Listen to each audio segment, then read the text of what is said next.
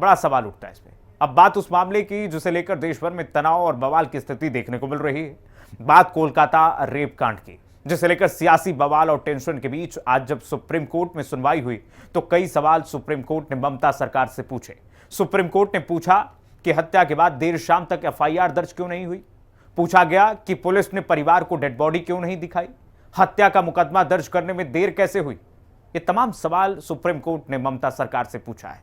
Principal को दूसरे college में क्यों ज्वाइन कराया गया, यह भी सवाल है, क्योंकि आप देखिए उस प्रिंसिपल को सस्पेंड किया जाता है, फिर दूसरे स्कूल में दूसरे कॉलेज में ज्वाइन करवा दिया जाता है, मेडिकल कॉलेज में।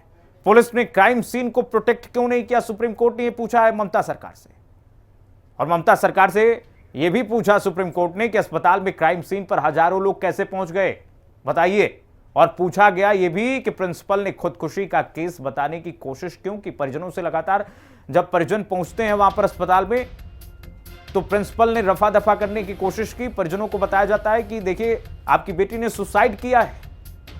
और सुप्रीम कोर्ट अब लगातार सवाल पूछ रहा है। हाई कोर्ट ने भी यही कहा कि देखिए तुम तो रफा दफा कर रहे हो प्रिंसिपल से, तो इस मामले को अस्पताल प्रशासन और कोलकाता की पुलिस संभाल, उसके बस की बात नहीं है। सीबीआई को जांच सौंपी जाए। सुप्रीम कोर्ट के टफ सवाल पर किस तरीके से ममता सरकार घिर गई है, देखिए सवाल नंबर लगातार हमको आपको दिखा रहे हैं। हत्या का मुकदमा दर्ज करने में देर कैसे हुई, सवाल नंबर 3। सवाल नंबर 4 यह है कि प्रिंसिपल को दूसरे कॉलेज में क्यों ज्वाइन करा दिया, मिली भगत है आपकी। पुलिस ने क्राइम सीन को प्रोटेक्ट क्यों नहीं किया, 3 घंटे क्यों लग गए परिजनों को लाश दिखाने में, शव दिखाने में बच्चे। अस्पताल में क्राइम सीन पर क्या हुआ था, प्रिंसिपल ने खुदकुशी का केस बताने की कोशिश क्यों की, क्यों बताया गया कि खुदकुशी है। ये सवाल है, तमाम सवाल सुप्रीम कोर्ट ने सीधे सीधे दाग दिए है ममता सरकार। ममता सरकार अब घेरे में आ गई है, शिकंजे में आ गई है और सवाल का जवाब देते ममता सरकार से बन नहीं रहा है। ममता दीदी खुद अब प्रदर्शन कर रही हैं। मर्डर और रेप केस पर सुप्रीम कोर्ट का क्या आदेश है आप देख लीजिए। पहला, डॉक्टरों की सुरक्षा को लेकर टास्क फोर्स बने। दूसरा यह है कि सीबीआई गुरुवार तक स्टेटस रिपोर्ट दे। यह सुप्रीम कोर्ट का सीधा सीधा आदेश है। मर्डर और रेप केस पर सुप्रीम कोर्ट ने क्या क्या आदेश दिए हैं यह आपको ग्राफिक्स के जरिए दिखा रहे हैं। आरजीकर मेडिकल कॉलेज में एक ट्रेनी डॉक्टर के साथ रेप और मर्डर का मामला पूरे देश भर में इस वक्त गरमाया हुआ है। आज सुप्रीम कोर्ट में सुनवाई हुई और सुप्रीम कोर्ट ने ये साफ कर दिया कि ये पूरा जो केस है, पूरी जो सुनवाई है सुप्रीम कोर्ट में ही होगी। हाई कोर्ट में अब इस केस को नहीं डाला जा सकेगा। तो वहीं देश भर के रेजिडेंट डॉक्टर्स अभी भी हड़ताल पर हैं। आज राम मनोहर लोहिया हॉस्पिटल में सभी रेजिडेंट डॉक्टर्स ने सुप्रीम कोर्ट की पूरी सुनवाई को सुना और अब ज्यादा बातचीत हम उनसे करते हैं और जानते हैं कि अब आखिर आरडीए का क्या रुख रहने वाला है। क्या डॉक्टर्स का ये प्रोटेस्ट आगे इसी तरह चलेगा, क्योंकि सुप्रीम कोर्ट ने कह दिया कि डॉक्टर्स का हित हमारे लिए सर्वोपरि है, वो काम पर लौट जाए, क्योंकि पूरे देश भर की स्वास्थ्य व्यवस्था इस वक्त चरमरा गई है। आज सुप्रीम कोर्ट के जिस तरह से सुनवाई आप लोगों ने सुनी, अब आगे क्या स्ट्रैटेजी आप लोगों की रहने वाली, क्या ये प्रोटेस्ट बरकरार रहेगा? सबसे पहले हम सुप्रीम कोर्ट को धन्यवाद देना चाहते हैं कि उन्होंने जो डॉक्टरों की सालों पुरानी मांग है बेसिक रिक्वायरमेंट्स की वो सुनी, नेशनल टास्क फोर्स का गठन किया ताकि हम सभी को जल्दी से जल्दी जो हमारी मांगे हैं वो मानी जाएं। तो सबसे पहले सुप्रीम कोर्ट का तहे दिल से धन्यवाद। दूसरी बात जो मैं रखना चाहता हूं वो ये कि ये बहुत लंबे समय से जो हमारी मांगे, सरकार जो फेल है जो चीज हमें पहुंचाने में, वो अब सुप्रीम कोर्ट हमें डायरेक्ट पहुंचाएगा। तो हम चाहते हैं कि जल्दी से हमारी बातें मांगी जाए। जैसे बंगाल सरकार फेल हुई सरकार के इन्वेस्टिगेशन में, वहां पे हाई कोर्ट ने जो मामला है वो सीधा सीबीआई को दिया। अब यहाँ पे नेशनल जब सेंट्रल गवर्नमेंट तैयार नहीं थी हमें सेंट्रल प्रोटेक्शन एक्ट का कोई रिटर्न कोई ठोस वो देने के लिए, तो सुप्रीम कोर्ट ने जांच लिया है। तो हमें पूरा भरोसा है सुप्रीम कोर्ट के मैनेजमेंट पे। सुप्रीम कोर्ट ने जो सुओ मोटो लिया उसके लिए सुप्रीम कोर्ट का बहुत धन्यवाद देना चाहते हैं और हम लोग खुद जल्दी से जल्दी काम पर लौटना चाहते हैं। आज शाम को सभी आरडीएस मिलकर मीटिंग करेंगी। आप लोग अभी नारा भी लगा रहे हैं लॉन्ग लिव जुडिशरी, तो कहीं ना कहीं राहत मिली है सुप्रीम कोर्ट के फैसले? ये जान के अच्छा लग रहा है कि एटलीस्ट सुप्रीम कोर्ट सपोर्ट में है, लाइक प्रो कि एटलीस्ट सपोर्ट है, तो उस पर कुछ ना कुछ एक्शन लिया जाएगा। तो एटलीस्ट कुछ ना कुछ एक्शन लिया जाएगा। ये नहीं एटलीस्ट के लिए कि प्रोटेस्ट को कंडेम कर रहे हैं, प्रोटेस्ट को सपोर्ट किया जा रहा है, ये भी अच्छा है। आप लोगों की जो डिमांड थी सीपीए को लेकर के हो, दोषियों को फांसी की सजा की मांग की जाती, आज जो सुप्रीम कोर्ट में सुनवाई हुई उससे आप लोग काफी खुश नजर आ रहे हैं। हाँ जी, वो तो मतलब एटलीस्ट हमें ये दिख रहा है कि कोई हमारे सपोर्ट में है और कोई तो मतलब डॉक्टर्स के लिए बोल रहा है, कोई हमारी सेफ्टी के लिए कंसर्न्ड है। तो आज जो सुप्रीम कोर्ट में चीफ जस्टिस ने जो भी बातें हैं आप लोगों के समर्थन में की, आप अभी खुश हैं उससे? अभी तो बस एक बहुत प्रिलिमिनरी हियरिंग हुई है, आगे इस पे एक्शन लिया जाए तो हमारे हित में होगा। सीपीए की मांग लगातार काफी वक्त से की जा रही थी, आज सुप्रीम कोर्ट ने भी कहा कि हम डॉक्टर्स के साथ है। कितना सेटिस्फाइंग था उनका ये? यही इसी बात पे तो जुडिशरी की हम तारीफ कर रहे हैं यहाँ पे कि उनने डॉक्टर्स की मांगे सुनी और आखिरी में एक नेशनल टास्क फोर्स उन्होंने बना ही दी, आज की बनाने की बात करी दी।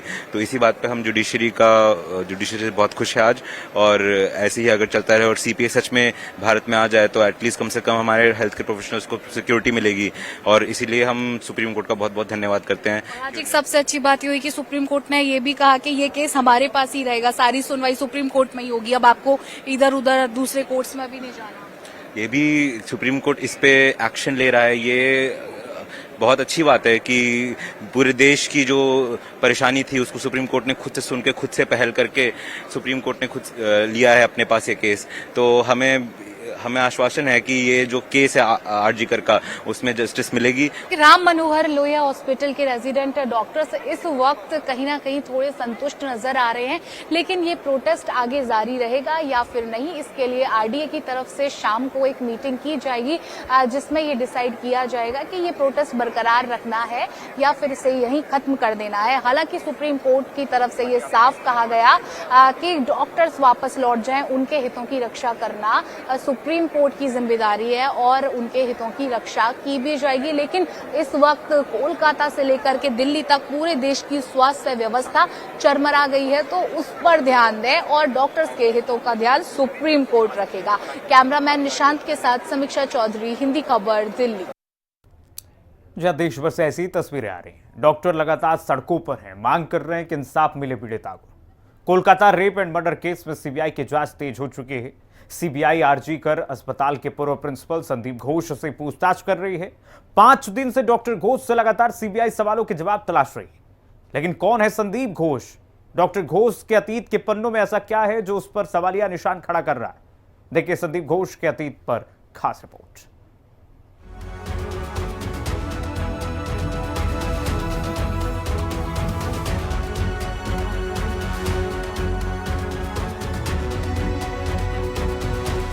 डॉक्टर संदीप घोष, ये नाम कोलकाता रेप एंड मर्डर के बाद से ही चर्चित है। हालांकि ये नाम कोई पहली बार चर्चा में नहीं आया है, बल्कि ये नाम एक के बाद एक कई विवादों और कानूनी जांच से घिर चुका है। चलिए अब आपको इस नाम से परिचित भी कराते हैं। कोलकाता से लगभग 80 किलोमीटर दूर स्थित बनगांव में जन्मे और पले बढ़े घोष ने अपनी पढ़ाई 1989 में बनगांव हाई स्कूल से पूरी की।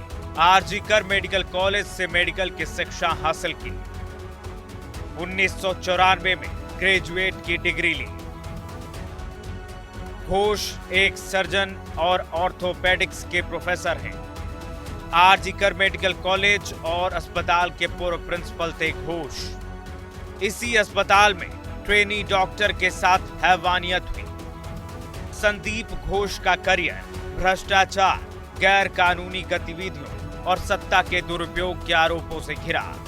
संदीप घोष का कब कब विवादों से नाता रहा है, ये भी ग्राफिक्स के जरिए आपको बता देते हैं। 31 मई 2023 ट्रांसफर हुआ, नहीं गए। 21 सितंबर 2023 मुर्शिदाबाद ट्रांसफर हुआ, नहीं गए। 12 अगस्त 2024 कोलकाता के दूसरे कॉलेज में ट्रांसफर। विवादों के परे अगर संदीप घोष के इतिहास के पन्नों को पलट कर देखें तो संदीप घोष का इतिहास अपने आप उनके व्यक्तित्व की गवाही चीख चीख कर दे रहे हैं। संदीप घोष पत्नी को लेकर हिंसक थे। पत्नी को पेट पर लात मारी थी। पत्नी को घर में बंद कर दिया था। पड़ोसियों ने आकर पत्नी को बचाया था। मरीजों के साथ ठीक बर्ताव नहीं करते थे। आरजी कर मेडिकल कॉलेज में प्रिंसिपल रहने के दौरान घोष पर गंभीर आरोप लगते रहे।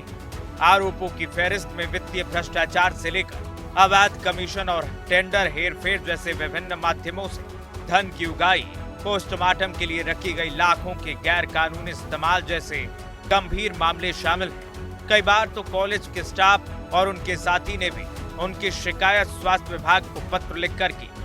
बहुत ही करप्टेड आदमी है वो। आरजी कर मेडिकल कॉलेज में स्टूडेंट लोगों को फेल कराना, टेंडर ऑर्डर देकर के 20% कमीशन लेना और ये हॉस्टल वगैरह अलॉटमेंट में पैसा लेना और स्टाफ सिलेक्शन कमीशन, मतलब आरजी कर में जो भी काम होता था, पोस्टिंग हो, ट्रांसफर हो, हाउस स्टाफशिप हो, सब जगह वो पैसा खाते थे। सिर्फ यही नहीं, गेस्ट हाउस में जूनियर जो स्टूडेंट है उन लोगों को बैठ करके शराब वगैरह पिलाते थे और उन स्टूडेंट लोगों से आंदोलन भी करवाते थे। मतलब एक माफिया राजा बोल सकते हैं। मैंने अपनी पूरे कैरियर में इतना गंदा इंसान नहीं देखा। और वो खुद उनके सिक्योरिटी के लिए 20 आदमी था प्लस 4 आदमी बाउंसर को लेके चलते थे। हमने तो फिल्म स्टार को देखा बाउंसर लेके चलते हुए, किसी प्रिंसिपल को अपनी जिंदगी में नहीं देखा। फिलहाल संदीप घोष सीबीआई के जांच के घेरे में, उनके अतीत पन्नों को जांचा जा रहा है, क्योंकि ये केस न केवल रेप एंड मर्डर का है बल्कि मानव तस्करी, भ्रष्टाचार और अवैध कारोबार के तौर पर भी इस केस से कई सवाल जुड़ रहे हैं। ब्यूरो रिपोर्ट, हिंदी खबर। जी हां, पूरा देश आज बेटियों के लिए इंसाफ मांग रहा है।